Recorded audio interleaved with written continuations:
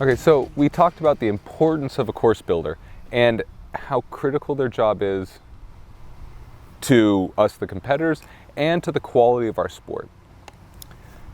Doesn't always work out great, and some course builders are better than others.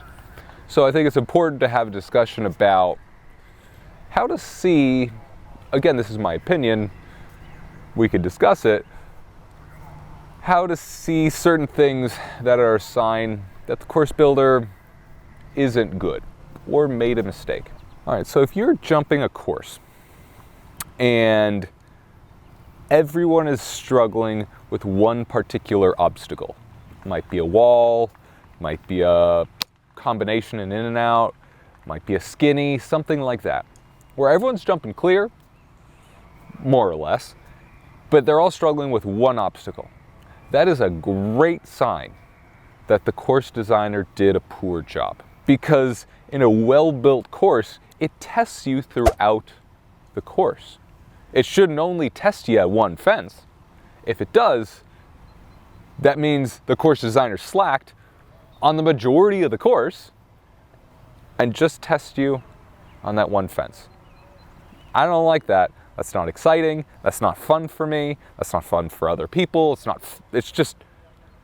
It's a sign of a poorly articulated and built course from the course designer's perspective.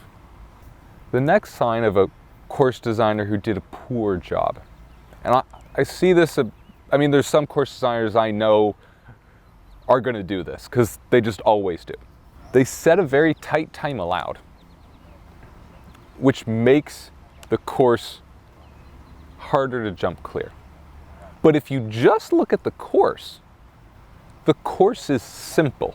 Like, ignore the time allowed. The course is simple, it's basic. You know, the lines are simple on their own. I don't like that because basically what the course designer did is set an unoriginal course that's not very interesting and then set a tight time allowed. Shit, I could do that. I want to see the course designers, art, their spirit, I want to see it. And just setting a tight time allowed, it's preschool to me.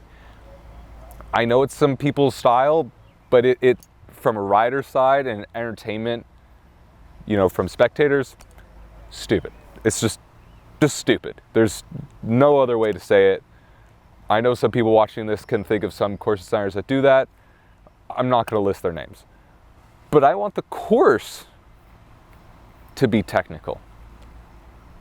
I don't want a technical time allowed. That's boring.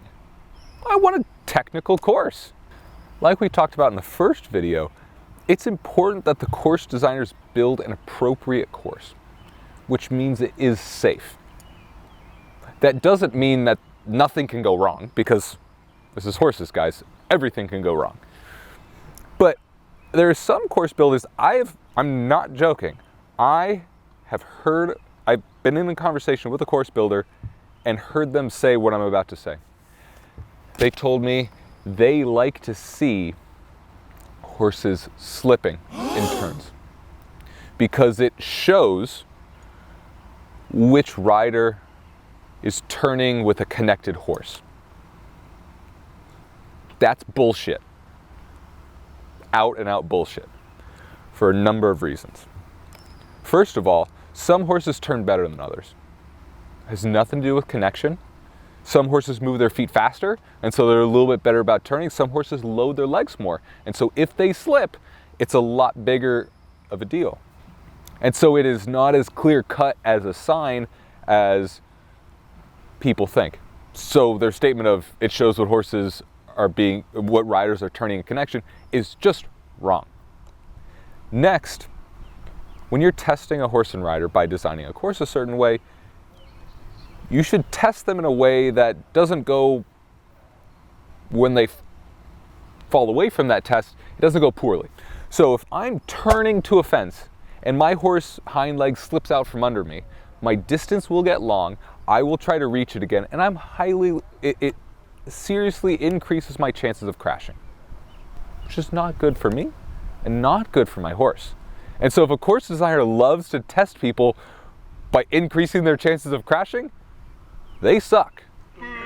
There is no other way to say it. I hate seeing a horse slip, because slipping, no matter what caused the slip, always punishes the horse most. Always. Sometimes punishes the rider. I care less about the rider. You shouldn't test horse-rider combinations where when it goes wrong, it only punishes the horse. That is just wrong. And any course builder that likes that should just retire.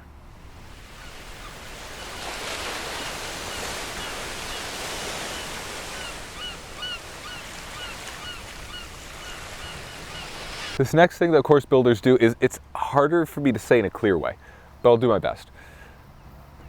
If you set a half stride to, say, a skinny, that is much less prone for something crazy to happen than a half stride to a wide oxer. Because if you get the half stride wrong to a wide oxer, you swim through it. No one's happy. Where if you get the half stride wrong to a skinny, you might go through the skinny, but it's not that big of a deal. Some course designers set trappy options everywhere.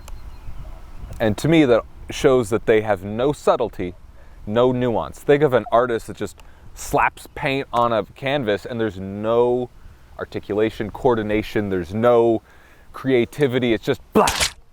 Some course builders that way. I kind of joke it, with some of them, it looks like they just flew over the ring and just dropped a bunch of poles out, like pick up sticks. They just dropped poles out and said, cool, that's the course. It doesn't even look like there was any thought.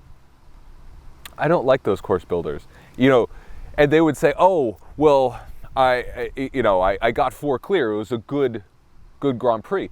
You might have gotten 4 clear, but you had fucking 10 stop out, circle, and have bad experiences. I don't care the number you had clear if at the bottom range was a disaster. I care about how the whole course is. And that's a big misconception that I think a lot of course builders get stuck on, is trying to get a certain number clear. It's not just about who jumps clear. It's also about the bottom end. And I've jumped rounds clear where I felt I didn't like how the course made me ride, because I'm trying to, protect against a trappy fence here, turn to another trappy fence, turn to another trappy fence. It's not fun. It doesn't make the sport more exciting, more engaging, and it doesn't help horses. And so when course builders set by trappy obstacle to trappy obstacle, for me, that's a sign they don't understand nuance and they're not very good. The next one, it's a small one, but I hate in like speed rounds and in jump offs when a course builder puts little islands in you think of like a 180 degree U-turn, and there's a little island in the way of your turn. So you have to either turn around or turn inside. It's a very old school way of doing things, and the idea is it shows which riders can do the inside turn option. Why is the course builder making that option? Give me, the rider, the chance. The fastest turn for me might be right through that island. So why is the course builder getting in the way? I hate islands. Give us the option to turn where we want without an island in the way. It shows the ability of the rider and the horse partnership way more than putting a fucking island in the way. It makes no sense, and there's some course designers that do it all the time, and they think going inside's always better. It actually isn't. So give me the option. Let me show you what I can do. I don't know, fucking chaps my ass. Just let me make my own choices. The last thing about how course designing can go wrong is, after a certain number of years of designing courses, like even all course builders, even the most revered course designers of a certain era, at some point, they run out of new ideas, or what brought them to that place. And so they start thinking of new stuff. And the new stuff is never good. All course designers have a certain amount of time they can design for before their courses start to degrade. You know, they just aren't as creative as they once were. They aren't designing courses that are suited for the horse rider partnerships. They instead start setting courses, this is what these people should jump, not this is what is appropriate for these people. Once a course designer starts thinking in the way of this is what people should jump, they should retire. Because that's when it gets unsafe, and that's when their courses are hurting the sport. Even if they were Olympic level course builders, doesn't matter. If you start thinking in should, you gotta quit.